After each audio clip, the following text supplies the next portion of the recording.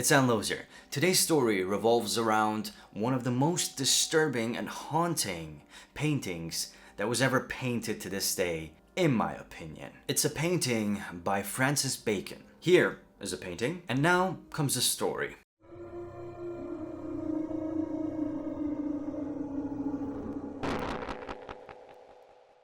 It's 1963. Francis Bacon, an already very established and known painter, enters his apartment in New York and then sees an athletic young man at the attic breaking into his apartment. The man attempts to escape as he sees somebody walking inside the apartment, but Francis stops him and tells him to come back down. It was very difficult for George to escape from the roof anyway, so he goes back inside.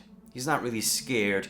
He's been in trouble before and had problems with the law before. But somehow the two start talking, and Francis asks why he was actually breaking into his apartment, what he really wanted, what he needed. George tells him he's poor, he needs money, he needs things, and he had heard that this was the apartment of a rich painter, which is why he decided to break in.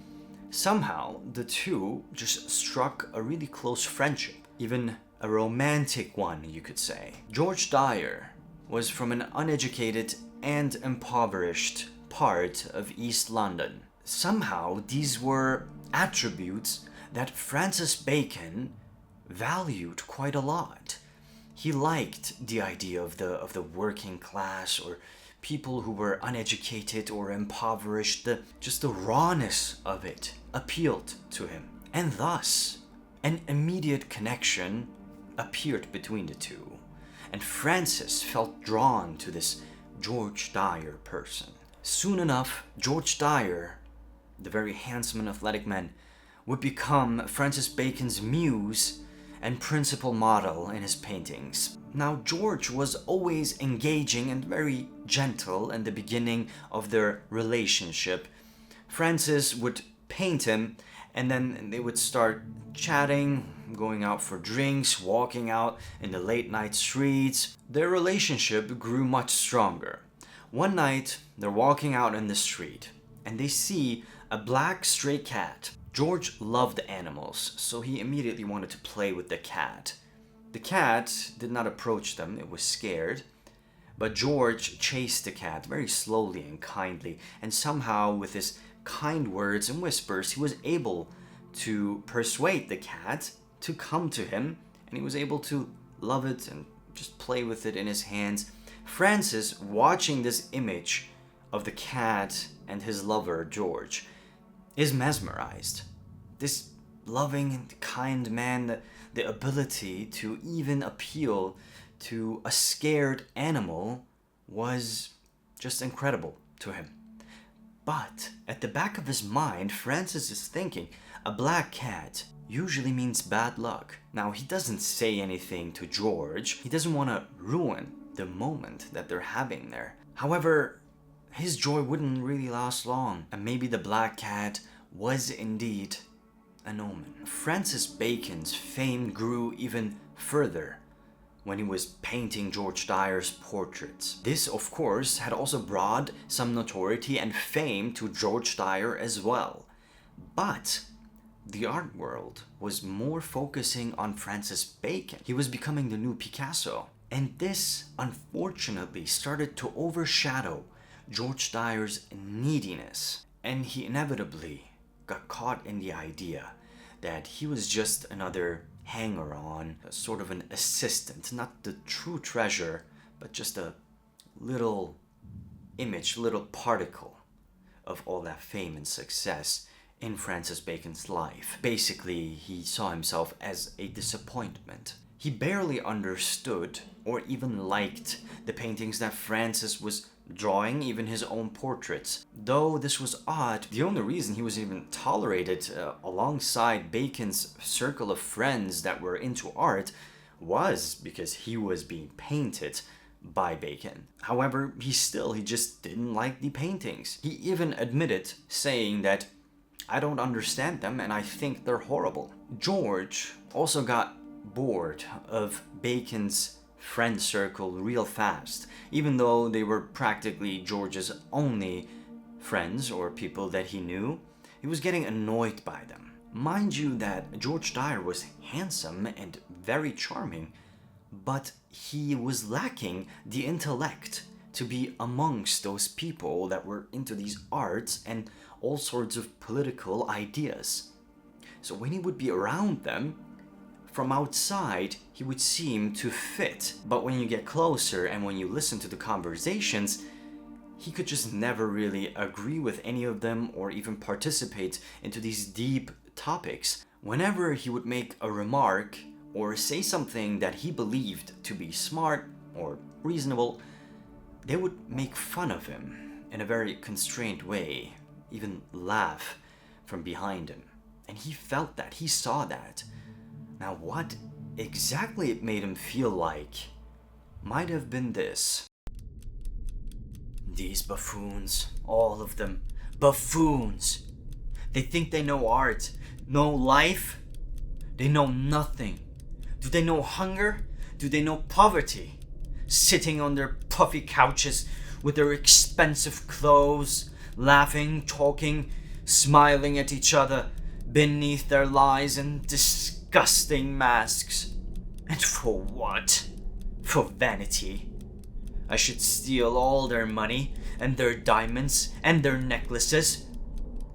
What would they amount to then? Nothing. Poisoning me and my dearest Francis.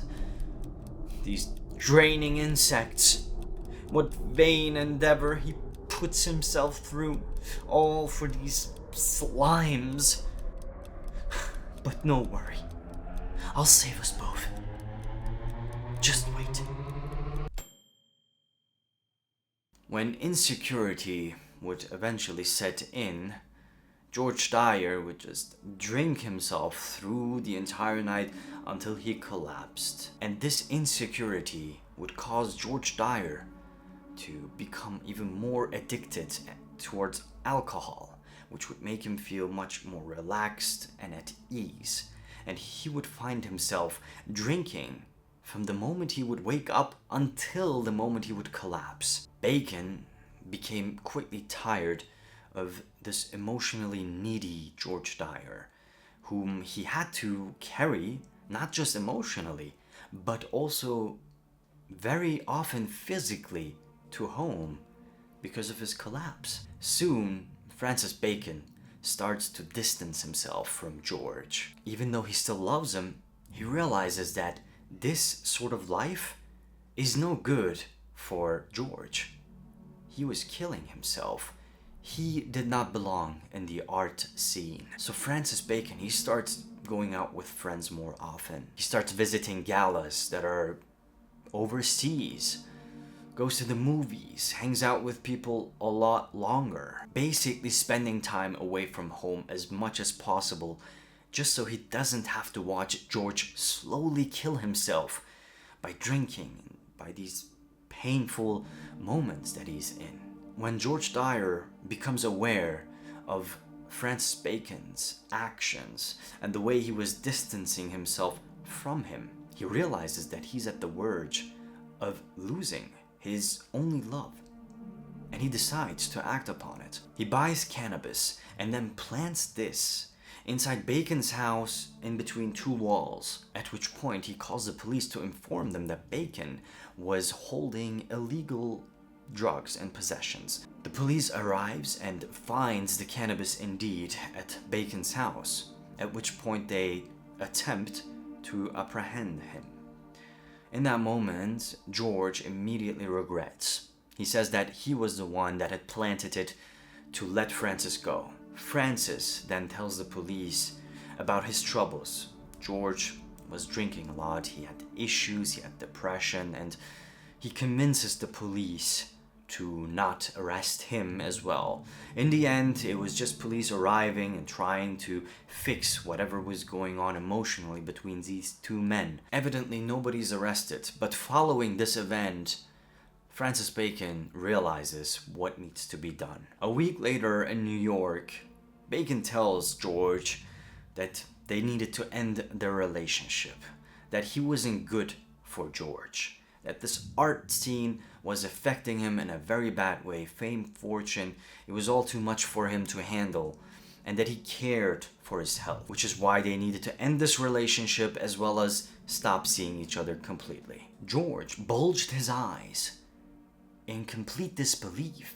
He started shaking uncontrollably, and even his head, at which point he screamed and threatened Bacon that he would jump from a skyscraper and kill himself if he were to end their relationship. So Francis tries to calm him down, but he loses his mind even further. He starts throwing things around, destroying paintings that were in the apartment. He's literally uncontrollably screaming and just punching the walls at that point, and the disturbance is being called in, and of course police once again arrives and stops them from further making a mess and causing a scene. So Francis decides that maybe there's something else he can do to offer George some sort of hope in life, something that he can rely on, and thus not kill himself with all this alcohol. He tries to get a job for George. When he speaks to George about it,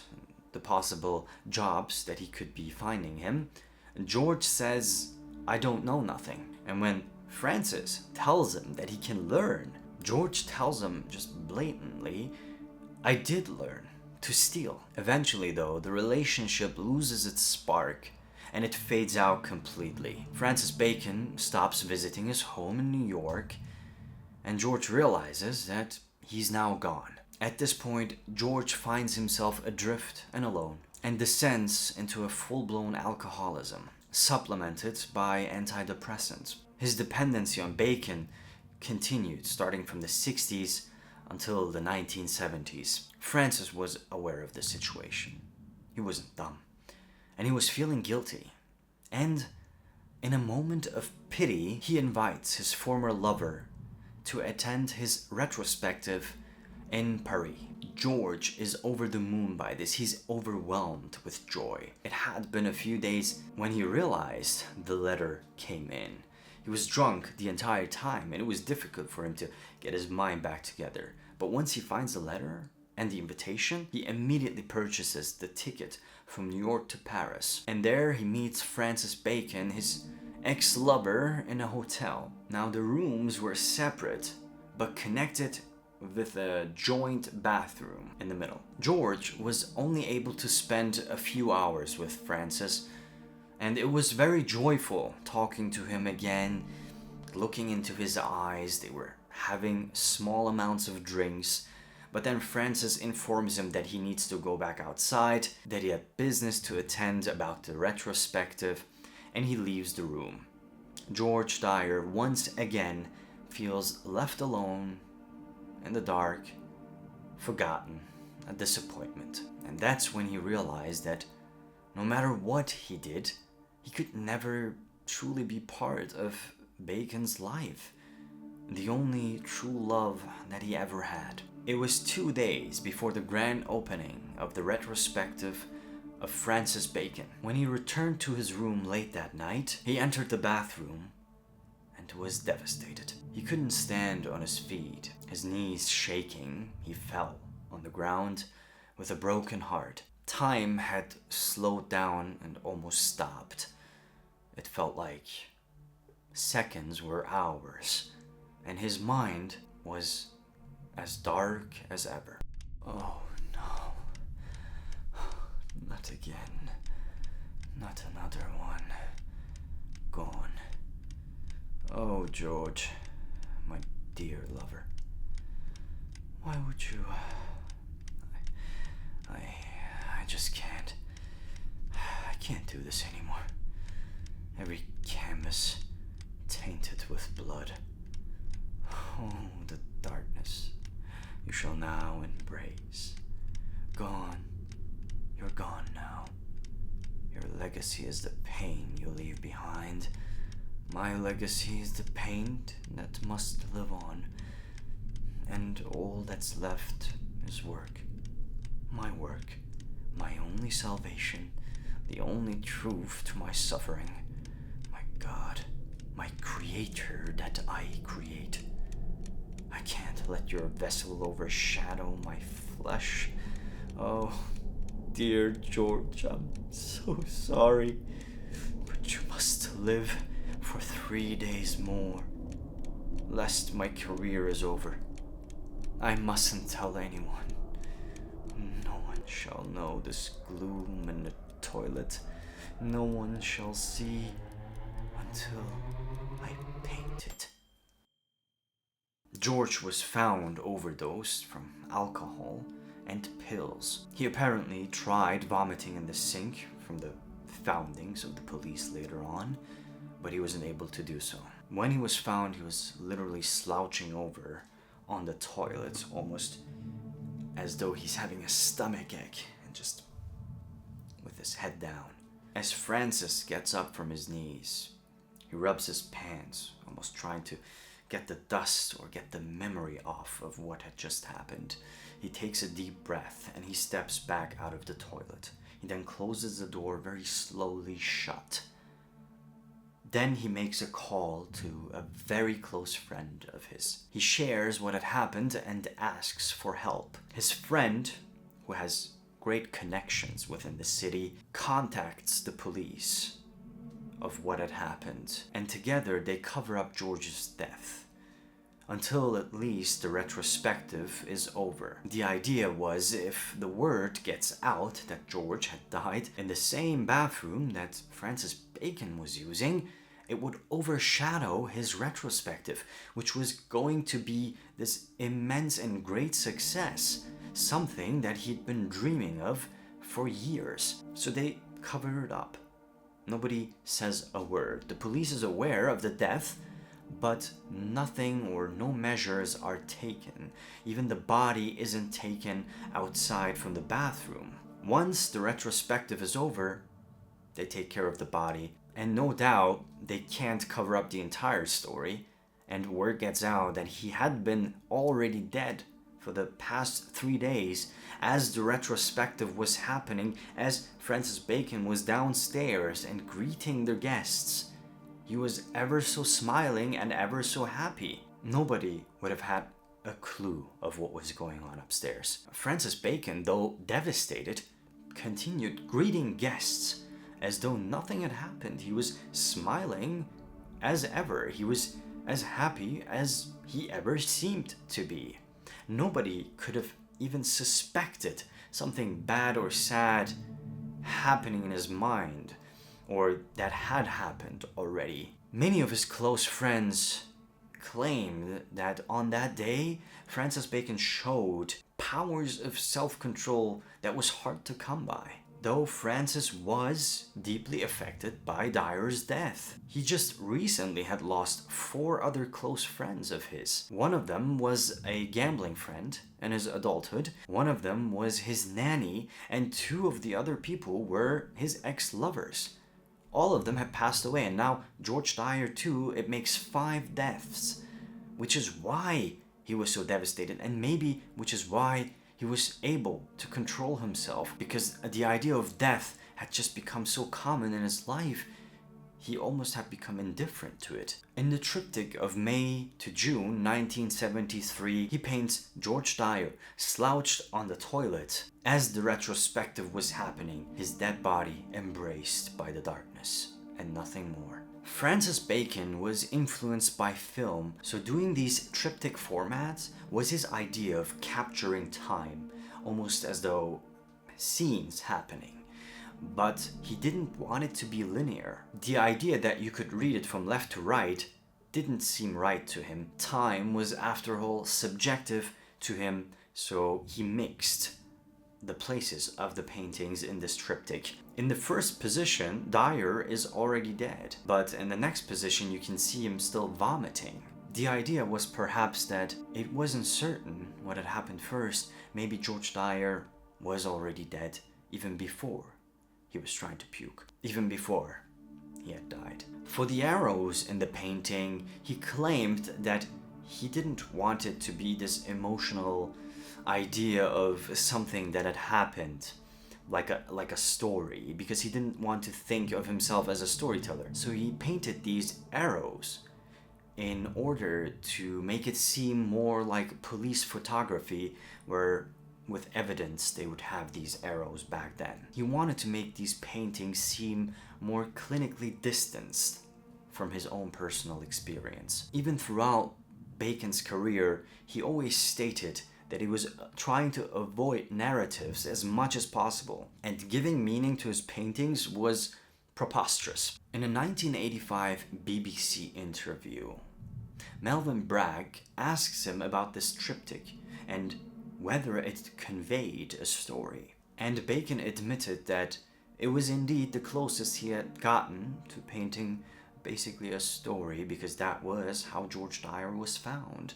But it also reflected his feelings of how people around him, his friends, ex-lovers, were just dropping like flies, he said. And that was his initial idea. It wasn't just George Dyer's death, it was how everybody was dying. When Francis Bacon spoke about Dyer, these were his words. He became totally impossible with drink. The rest of the time, when he was sober, he could be terribly engaging and gentle. He used to love being with animals and children, and I think he was a nicer person than me. If he had gotten any discipline, he could have found a job with ease, because he was very good with his hands. I got him something with my framer. He was gonna learn gliding, which pays very good money, but he didn't make anything of it. I understand that it can be much more exciting to go on and steal rather than having to go to work every day, but in the end, he just didn't do anything except for getting drunk. In that way, my life has been a disaster. So many of the people that I've known have either been drunk or have suicided, and all the ones that I'm really fond of have died one way or another. And it's only when they're dead you realize how truly fond of them you really were. He admitted that, although never exorcised, because people say you forget about death, you don't. Time does not heal. But you concentrate on something that was an obsession, and what you would have put into your obsession, you put into your work. These were his words when asked how it felt to have been losing all these people and whether he had gotten used to it. So the triptych that Francis Bacon painted was because of George Dyer, who had died at the Grand Palais, and that concludes both the story and some of the backstory of today's painting that was quite disturbing in my opinion. A painting that depicts the death of somebody. George Dyer's paintings being showcased in Paris as he's dead upstairs. Think about it. You look at somebody's painting, or even when you're watching a really old movie, you might think that these people are now dead, but you never really stop to consider that the painting of the person that you're looking at right now might actually be dead and just a few floors above you. It is very disturbing and a dark thought. Something that you could have next time you visit an art flying, something that you might want to consider next time you're walking in a gala or just looking at paintings. But I do suggest against it. Don't consider that. That's very dark and creepy. Anyways, thank you so much for being here, for watching this video. If you did come until this moment, I think you are already subscribed. If you're not, please do make sure you're subscribing. It would help the channel to grow quite a lot, and it would help me make more videos like these, or similar or different, whatever you want. Write it in the comments and I'll try to bring it to you as well. Also, if you enjoyed this video, liking the video will help bring more people in, and then together we'll grow as a community and a channel. Enjoy the creepy and eerie ukulele song that's about to hit the radio. Stay safe and stay eerie.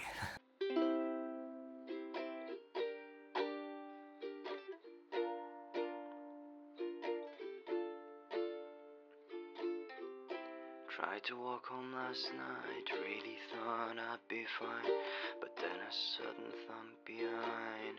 Wait, is that an alien? What was that sound I heard? Jane, please stop fooling around. What do you mean wash the dishes? Do you realize what time it is?